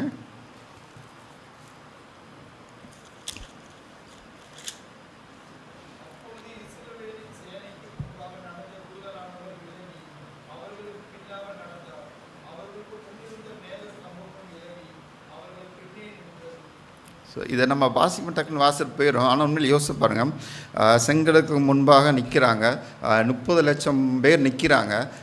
அவங்கள பாதுகாத்தது அக்கினி ஸ்தம்பம் மேக ஸ்தம்பம் அவங்களுக்கு முன்னாடி இருந்துச்சு. சரிங்களா, அவங்களுக்கு முன்னாடி வந்து மேக ஸ்தம்பம் இருந்துச்சு. அப்போ அது என்ன செய்யுது அப்படின்னா, அந்த 30 லட்சம் மக்களையும் முன்னாடி இருந்து அப்படியே பின்னாடி வருது. சரிங்களா, எதற்கு வருது? பின்னாடி யார் வரா? இஸ்ரேல் எகிப்து மக்கள் வர்றாங்க. அப்போ அங்கே முன்னாடியில் இருந்த அந்த ஆவியானவர் என்ன செய்கிறார் அப்படின்னா, அந்த எல்லா ஜனங்களையும் மூடிக்கொண்டு பின்னாடி வரும்போது அந்த இடத்துல என்ன பண்ணுறாரு அப்படின்னா, ஆவியானவர் அவங்கள வந்துட்டு ஞானஸ்தானத்திற்குள்ளாக வழிநடத்துகிறாங்க. அதற்கு அடுத்து அவங்க ஜலத்தினால ஞானஸ்தானத்துக்குள்ளாக வழிநடத்துகிறாங்க. அந்த ஆவியானவர் போய் என்ன பண்ணுறாரு அப்படின்னா, எகிப்தினுடைய சேனைகளை மறைக்கிறாரு. அப்போ நம்ம ஞானஸ்தானத்துக்குள்ளே போகிறோம் அப்படின்னா, ஜலத்தினாலும் ஆவியினாலும் ஞானஸ்தானம் பெறப்படணும் அப்படின்னா, உலகத்தின் காரியங்களை மறைப்பதற்கு ஆவியான உதவி செய்கிறாங்க. கிறிஸ்துவுக்குள்ளாக உயிர்ப்பிப்பது என்னுடைய அந்த கிறிஸ்துவனுடைய ஜீவ தண்ணீரை நான் பெற்றுக்கொள்கிறேன் அப்படின்றதுக்கு அடையாளமாக தேவன் வந்துட்டு வச்சுருக்கிறாங்க. சரிங்களா, நம்ம என்ன செய்கிறோம் அப்படின்றத வந்துட்டு யோசித்து பார்ப்போம். ஒரு ஆச்சரியமான காரியம் என்ன அப்படின்னா, ஆவியானவர் கடந்து போகும்போது அது ராத்திரி நேரம், ஆனால் இஸ்ரவேலுக்கு வெளிச்சமாக இருந்துச்சு, எகிப்துக்கு எப்படி இருந்துச்சு? இருட்டாக இருந்துச்சு. சரிங்களா, நம்ம வெளிச்சத்தில் நடக்கின்ற பிள்ளைகளாக காணப்படுறோமா, இல்லை இருட்டில் நடக்கின்ற பிள்ளைகளாக காணப்படுறோமா அப்படின்றத நம்ம யோசித்து பார்ப்போம். ஒருவேளை நம்ம வெளிச்சத்தில் நடந்தோம் அப்படின்னா நம்ம கூட ஆவியான கூட இருக்கிறாங்க அப்படின்றத நம்ம உணர்ந்து கொள்ளக்கூடிய ஒரு காலகட்டத்தில் நம்ம இருக்கிறோம். சரிங்களா, இந்த சிவந்த சமுத்திரம் ஒரு என்ன சொல்கிறது, ஒரு உண்மையிலே ரொம்ப ஆச்சரியமான ஒரு காரியம். ஏன்னா அந்த சமுத்திரத்தினுடைய காரியங்கள்லாம் பார்த்தோம் அப்படின்னா, தேவன் சொல்கிறாங்க, மோசே போய் தேவன்கிட்ட கேட்பாங்க. அப்போ வந்து மோசே சொல்லுவார், நீ ஏன் என்கிட்ட வந்து இது பண்ணுற, நீ போய் அதை வந்துட்டு ஆடி அப்படின்னு சொல்லி மோசைக்கு வந்து கட்டளையிடுறாங்க. மோசையும் ஜனங்கள்கிட்ட வந்துட்டு ஒரு ஆறுதலான கரன்ஸ். அதுதான் வந்து இந்த நமக்கான மனப்பாட வசனம் 13-14, யாத்திரை 14 13-14. யாராவது வாசிங்க.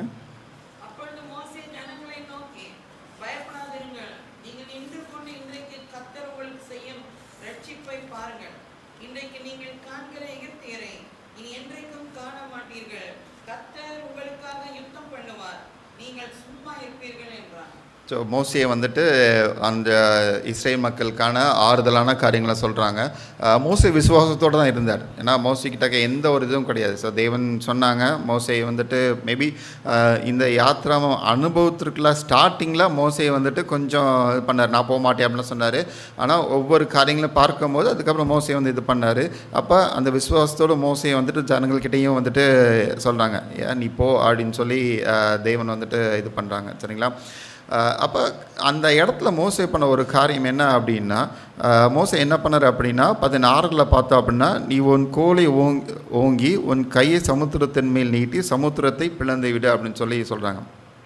அப்போ மோசே செய்யக்கூடிய ஒரு காரியம் என்ன அப்படின்னா, அவர் கோலை ஓங்கி என்ன செய்யணும் அப்படின்னா அந்த சமுத்திரத்தின் மேலே நீட்டணும்.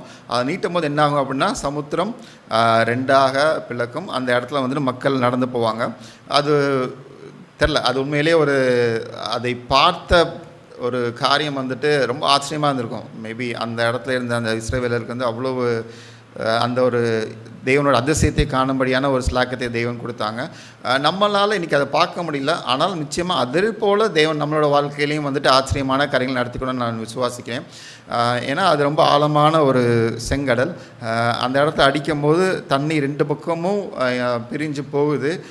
அதே மாதிரி 2 பக்கம் ஒரு செவரு மாதிரி இருக்குது. சரிங்களா, மேபி அதெல்லாமே பார்த்துருப்பாங்க.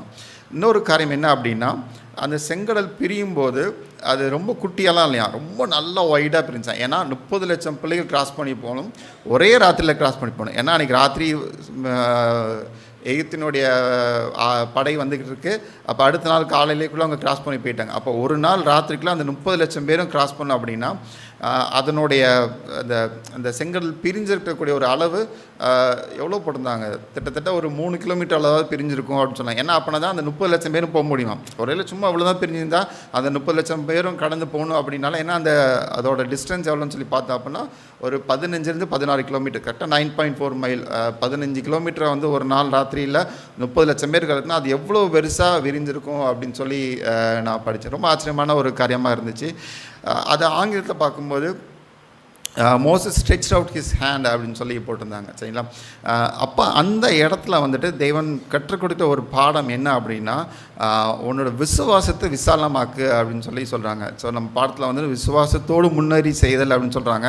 அவங்ககிட்ட விசுவாசம் இருந்துச்சு, ஆனால் விசுவாசம் கொஞ்சமாக இருந்துச்சு. அது விசுவாசம் நல்லா விசாலமாக்கு அப்படின்னு சொல்லி தேவன் சொல்கிறாங்க. அதே போல் தான் வந்துட்டு மேபி மோசே வந்துட்டு அந்த விசுவாசத்தை விசாலமாக்குனார், விசுவாசத்தை பெருசாக்குனார். அதனால் அன்றைக்கி அந்த செங்கடல் வந்துட்டு பிரிந்ததை நம்ம வந்துட்டு பார்க்கக்கூடிய ஒரு காரியமாக இருக்கும். அதே போல் மோசே வந்துட்டு ஆறுதலான காரியங்களை வந்துட்டு சொல்கிறாங்க, நீ பயப்படாத அப்படின்னு சொல்லி சொல்கிறாங்க. ஸோ முதல் காரியம் என்ன அப்படின்னா, ஏன்னா அந்த ஜனங்களுக்கு மேலே அவ்வளோ ஒரு கோபம் இருந்துச்சு, அவ்வளோ பயம் இருந்துச்சு, நம்ம மடிந்து போகக்கூடிய ஒரு காலகட்டத்தில் இருக்கா இருந்துச்சு. ஆனாலும் மோசே சொல்கிறாங்க, நீ பயப்படாத அப்படின்னு சொல்லி தேவன் சொல்கிறாங்க. ஏசாயா 41:10 யாராவது வாசிங்களேன்.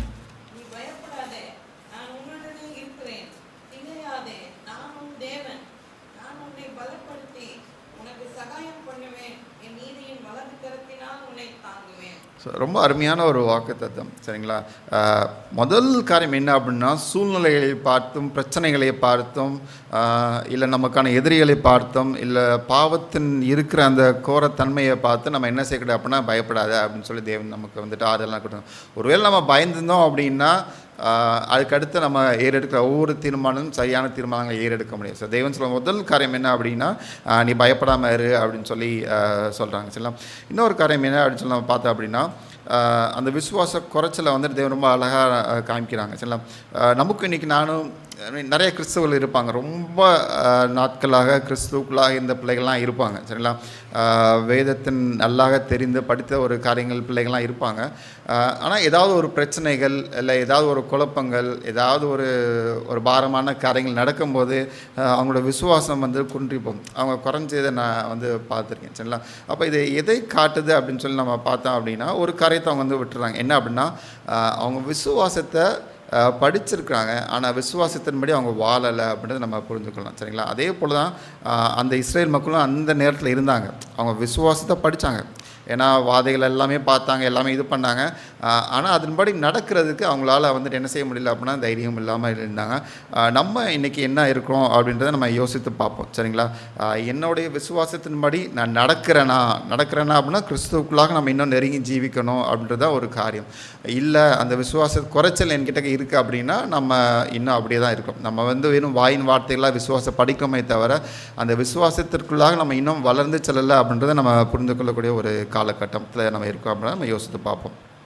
சரி, ரெண்டாவது காரியம் என்ன அப்படின்னா, நீங்கள் நின்று கொண்டு அப்படின்னு சொல்லி தேவன் வந்துட்டு சொல்கிறாங்க.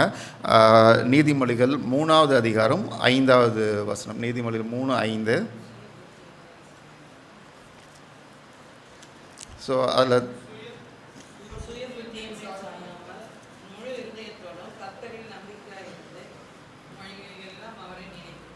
ஓகேவா. ஸோ உன் சுய புத்தியின் மேல் சாயாமல். அப்போ நின்று கொண்டு அப்படின்றதுக்கான அர்த்தம் என்ன அப்படின்னா, தெய்வன் சும்மா நிற்க சொல்லல, உன்னோட பர்சனல் ஸ்ட்ரென்த், உன்னோட ஞானம், உன்னோட இன்டெலிஜென்ஸ் அதை வச்சு நீ எதுவுமே பண்ணாத, எல்லாத்தையுமே என்கிட்டக்க இருந்து கெட்டுக்கோ அப்படின்றத தெய்வன் சொல்கிறாங்க, சரிங்களா.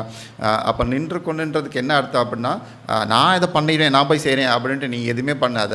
உன் பலத்தினால நீ எந்த காரியத்தை உன்னால் சாதிக்கவும் முடியாது, செய்யவும் முடியாது. அதை தேவன் மூலமாக தேவன்கிட்ட பெற்றுக்கொண்டு காரியங்களை செய் அப்படின்றதுக்கான ஒரு அடையாளமாக தேவன் சொல்கிறாங்க.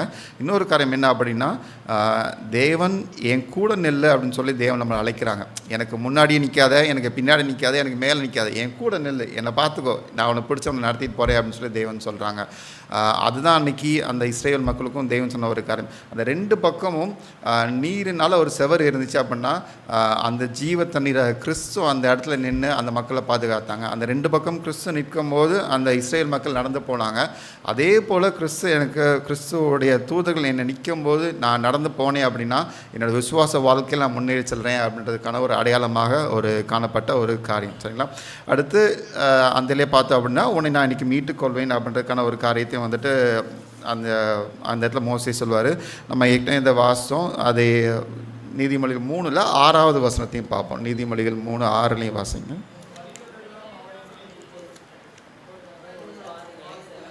ஸோ தேவன் நமக்கான பாதையை வந்துட்டு செவையப்படுத்துறதுக்கு ஆயத்தமாக இருக்கிறாங்க, இன்றைக்கே ஆயத்தமாக இருக்காங்க. ஸோ நம்ம சுயத்தின் மேல் சாயாமல், நம்மளோட ஓன் ஸ்ட்ரென்த் மேலே சாயாமல் தேவன் மேல் நின்னோம் அப்படின்னா நிச்சயமாக தேவன் வந்துட்டு நம்மளை பாதுகாக்கிறதுக்கு வல்லவராக இருக்கிறாங்க அப்படின்றத நம்ம வந்துட்டு விசுவாசிக்க முடியும். கடைசியாக கர்த்தர் உங்களுக்காக யுத்தம் பண்ணுவார். சரிங்களா? தேவன் நமக்காக யுத்தம் பண்ணுவாங்க அப்படின்றத நம்ம பார்க்குறோம். இந்த இடத்துல வந்துட்டு தேவன் யுத்தம் பண்ணாங்களா அப்படின்னா தேவன் யுத்தம் பண்ணவே இல்லை. ஏன்னா எகிப்தினுடைய படைகள் எல்லாருமே வருது. ஆனால் தேவன் வந்துட்டு மேபி இஸ்ரேல் மக்கள் நினச்சிருந்துருக்கலாம், மோசே வந்துட்டு ஒரு ஆர்மி லீடராக இருந்தார், அதனால் நீ இந்த குரூப் ஃபார்ம் பண்ணி இந்த குரூப் ஃபார்ம் அப்படி சொல்லி ஒருவேளை யுத்தம் பண்ணுவாங்களா அப்படின்னு சொல்லி யோசித்து பயந்து போய் கேட்டிருந்துருக்கலாம். பட் நமக்கு தெரியல. ஆனால் தேவன் அந்த இடத்துல வந்துட்டு யுத்தம் பண்ணல. ஸோ தேவனோட யுத்தம் யார் கூட இருந்துச்சு அப்படின்னா கிறிஸ்துவுக்கும் சாத்தானுக்குமான யுத்தமாக தான் இருந்துச்சு.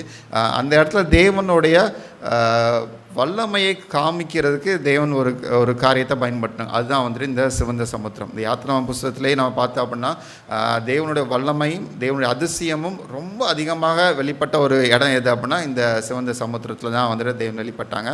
ஸோ நம்ம செய்ய வேண்டியது என்ன அப்படின்னா தேவன் நமக்காக யுத்தம் பண்ணும்போது அந்த யுத்தத்தில் கிறிஸ்துவோடு நம்ம நிற்கணும். அதுதான்.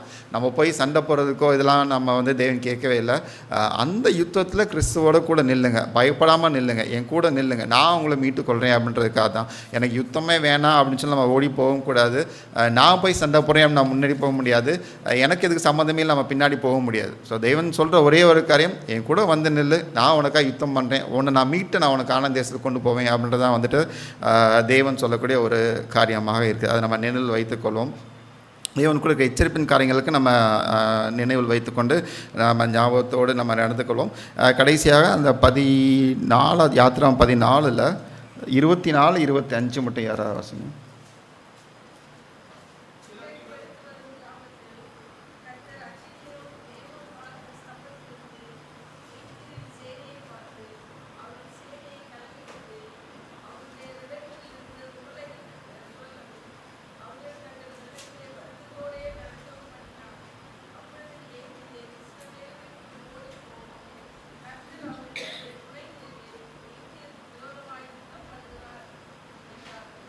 ஸோ இங்கே பார்த்தீங்க அப்படின்னா இதை வந்து ரொம்ப காலகட்டம் தாமதித்து அவங்க உணர்கிறாங்க. சரி, அந்த கடைசியில் பார்த்தோம் அப்படின்னா அந்த எகிப்தியர் சொல்கிறாங்க, கர்த்தர் அவர்களுக்கு துணை நின்று எகிப்தியருக்கு விரோதமாக யுத்தம் பண்ணுகிறார். அப்போ அந்த இடத்துல யார் யுத்தம் பண்ணியிருக்கா அப்படின்னா கிறிஸ்து யுத்தம் பண்ணுறாரு அப்படின்றத எப்போ உணர்ந்தாங்க அப்படின்னா அவங்களோட காலகட்டம் முடிந்ததுக்கு அப்புறம் தான் உணர்றாங்க. சரிங்களா? அதுக்கப்புறம் என்ன ஆச்சுன்னு தெரியும். அந்த உருளைகள் எல்லாமே கலந்து விழுந்துச்சு.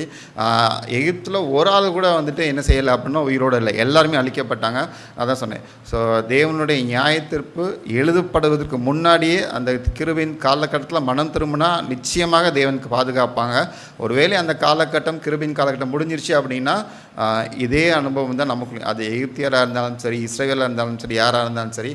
ஏன்னா அவ்வளோ வாதைகள் மூலமாக தேவன் அவ்வளோ காரியங்கள்லாம் கொடுத்தாங்க. ஆனால் யாருமே என்ன செய்யலை அப்படின்னா அந்த எகிப்தில் மேபி கேட்டவங்க எல்லாமே ரசிக்கப்பட்டாங்க. பட் ஆனால் கேட்காத அந்த பார்வோனாக இருக்கட்டும், அவனோட சேனைகளாக இருக்கட்டும், எல்லாருமே என்ன பண்ணாங்க அப்படின்னா அழிந்து போயிட்டாங்க. ஸோ அது ஞாபகம் வச்சுக்கோங்க. இல்லை இன்னொரு காரியம் என்ன அப்படின்னா அந்த சிவந்த சமுத்திரத்தை கிட்டத்தட்ட எவ்வளோ பேர் கடந்தாங்க அப்படின்னா 30 லட்சம் பேர் கடந்தாங்க.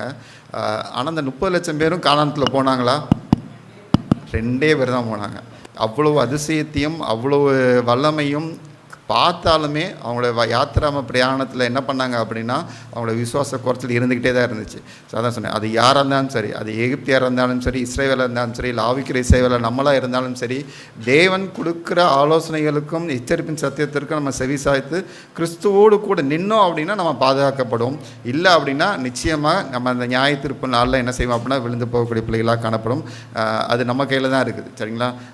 மேபி எகிப்துக்கு கொடுத்த காலகட்டம் முடிஞ்சிச்சு. அதே போல் அந்த இஸ்ரேல் மக்கள் கொடுத்த காலகட்டம் முடியும் போது அந்த சிவந்த சமுத்திரத்தின் வழியாக நடந்து போனாலும் அவருடைய அதிசயத்தை பார்த்தாலும் கானானுக்குள்ளே போனது 2 பேர் தான்.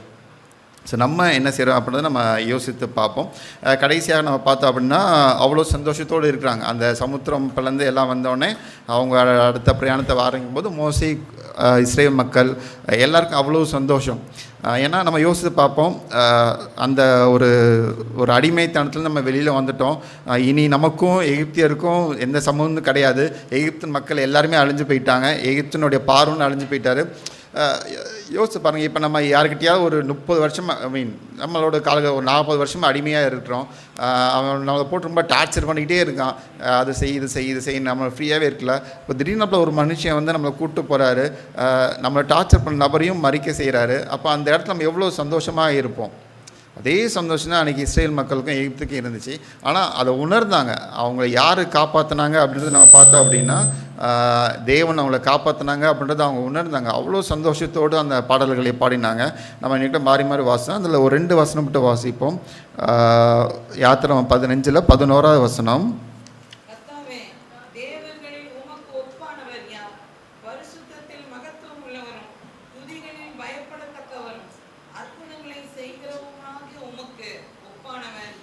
ஸோ அவ்வளோ சந்தோஷமாக பாடுறாங்க. எப்போ எங்கள் தேவன் போல வேறு தேவன் யாருமே இல்லை. ஏன்னா எகிப்தில் பல தெய்வங்களை பார்த்துருப்பாங்க. ஆனாலும் அவங்க கொடுக்குற உமக்கு ஒப்பான தேவன் வேறு யாருமே கிடையாது.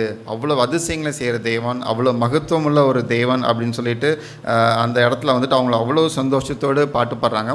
இன்னொரு காரியம் என்ன அப்படின்னா, அந்த சிவந்த சமுத்திரம் என்ன எதற்கு அடையாளமாக இருக்குது அப்படின்னு சொல்லி பார்த்தா ஞானஸ்தானத்தின் அடையாளமாக காணப்படுது. அப்போ ஒரு நபர் தன்னோட உலகத்தின் காரியங்களெல்லாம் விட்டு கிறிஸ்துவுக்குள்ளாக பிறக்கும்போது அவ்வளோ சந்தோஷத்தோடு இருக்கும். ஏன்னா அதனால தான் நம்ம அந்த ஞானஸ்தானம்லாம் அவ்வளோ சந்தோஷத்தோடு இருப்போம். எதுக்கு அடையாளம் அப்படின்னா, இது வரைக்கும் நான் பாவத்தில் இருந்தேன், ஆனால் இனிமேல் நான் பாவத்தில் இருக்க மாட்டேன், இனிமேல் நான் கிறிஸ்துவுக்குள்ளாக உயிர்ப்பித்திருக்கேன் அப்படின்றதுக்கு ஒரு அடையாளமாக அவ்வளோ சந்தோஷத்தோடு பாடின ஒரு காரியம். கடைசியாக நம்ம பார்ப்போம் வெளிப்படுத்தல் 15வது அதிகாரம். நமக்கு நேரம் இல்லை, அதனால் 3வது வசனத்தை மட்டும் வாசிப்போம். வெளிப்படுத்தல் 15.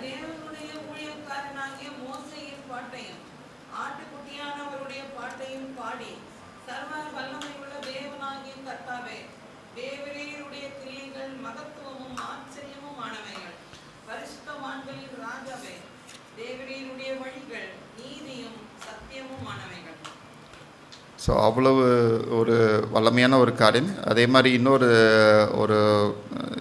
நான் இன்னொரு வசனத்தை மறந்துட்டேன்னு நினைக்கிறேன். சரி, 4வது வசனத்தையும் மட்டும் வாசிருங்காட்டி. 15 4 வெளிப்பத்தில்.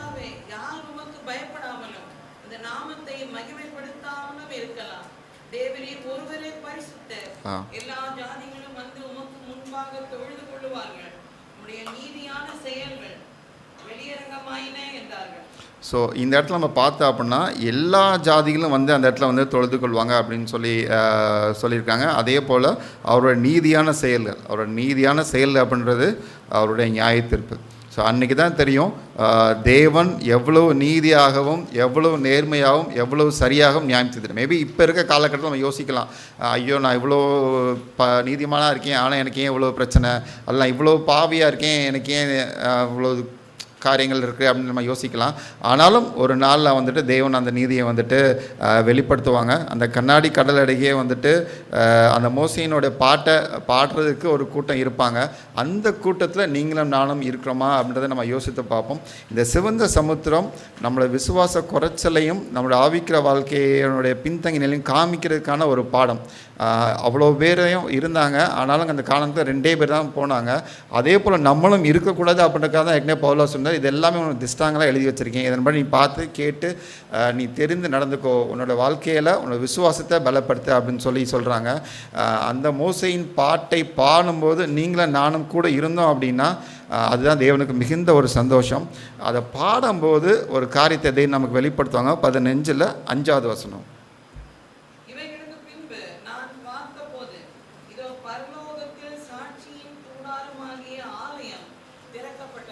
நீங்களும் நானும் மோசையோட பாட்டை பாடினா மட்டும்தான் அந்த பரலோகத்தின் சாட்சியின் கூடாரமே அந்த ஆலயத்தை பார்க்க முடியும். அந்த ஆலயத்துக்குள்ளே இருக்கிற பிதாவானவரை பார்க்க முடியும். அந்த ஆலயத்திற்குள்ள குமாரனை பார்க்க முடியும். அந்த ஆலயத்திற்குள்ள பரிசுத்த ஆவியனோட பார்க்க முடியும். அந்த ஆலயத்திற்குள்ள மகிமையை பார்க்க முடியும். அந்த ஆலயத்திற்குள்ளே பிரவேசித்து அதை பார்க்க மட்டும்தான் நம்ம அந்த பரலோக காணனுக்குள்ளே போக முடியும். அந்த அனுபவத்திற்குள்ளாக நம்ம வருவோம். சிவந்த சமுத்திரத்தின் போல் எவ்வளோ காரியங்கள் இருந்தாலும் சரி தேவன் நடத்துவாங்க. தேவன் சொல்கிற ஒரு காரியம், நீ என் கூட நெல்லு அப்படின்னு சொல்கிறாங்க. தேவன் நமக்காக யுத்தம் பண்ணுவாங்க, நான் விசுவாசிக்கிறேன். நம்ம தைரியத்தோடு காணப்படும். கடைசியாக நமக்கு நேரம் இல்லை, ஆனால் ஒரே ஒரு காரியத்தை மட்டும் வாசிக்கிறேன். பேட்ரியாட்ஸ் அண்ட் ப்ராஃபட்ஸில் யாத்ராமம் அப்படின்னு ஒரு சாப்டர் இருக்குது, அதில் ஒரே ஒரு பகுதியை மட்டும் வாசிக்கிறேன். அவர்களுடைய விடுதலையில் தம்முடைய வல்லமை வெளிப்படுத்தவும் அவர்களை ஒடுக்கினவர்களுடைய அகந்தையை தாழ்த்தவும் தேவன் தம்முடைய ஏற்பாட்டினால் சமுத்திரத்திற்கு முன்பாக மலைகளின் மறைவிற்கு எபிரேயர்களை கொண்டு வந்தார். அவர் வேறு எந்த வழிகளிலும் அவர்களை காப்பாற்றிருக்கலாம், ஆனால் அவருடைய விசுவாசத்தை சோதிக்கவும் அவர்கள் மேல் அவர்கள் வைத்திருக்கும் நம்பிக்கையை உறுதிப்படுத்தவும் இந்த முறையை தெரிந்து கொண்டார். ஸோ எப்படி வேணாலும் காப்பாற்றிருக்கலாம், ஆனாலும் இந்த பாதம் இஸ்ரவேலருக்கு அப்படின்னு சொல்லி தேவன் நியமித்து வந்தாங்க.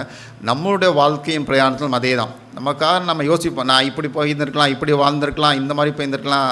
தேவன் வைத்த பாதை சரியான பாதை. எதற்காக அப்படின்னா உங்களோட விசுவாசத்தை நீங்கள் சோதித்து பார்க்கிறவும் தேவனோட வல்லமையை விளங்குவதற்கும் தேவன் தேர்ந்தெடுத்த இந்த வாழ்க்கை அது ப்ராப்பரான கரெக்டான ஒரு வாழ்க்கை. இதில் நீ வாழ்ந்தால் மட்டும்தான் அந்த பரலோக கணக்கில் போக முடியும் அப்படின்னா தேவன் அந்த ஒரு காரியத்தை வந்து நமக்கு வந்து வெளிப்படுத்துகிறாங்க. மேலும் இன்னொரு வாசிக்கிறேன். நம்பிக்கையை உறுதிப்படுத்தும் இந்த முறையை தெரிந்து கொண்டார். ஜனங்கள் கலைத்து திகைத்து இருந்தார்கள் என்ற போதும் முன் செல்லும்படியாக மோசே அழைத்த போது அவர்கள் பின்தங்கி இருப்பார்கள் எனில் தேவன் அவர்களுக்கான பாதையை ஒருபோதும் திறந்திருக்க மாட்டார். விசுவாசத்தினால் அவர்கள் சிவந்த சமுத்திரத்தை உலர்ந்த தரையை போய் கடந்து பண்ணுவார்.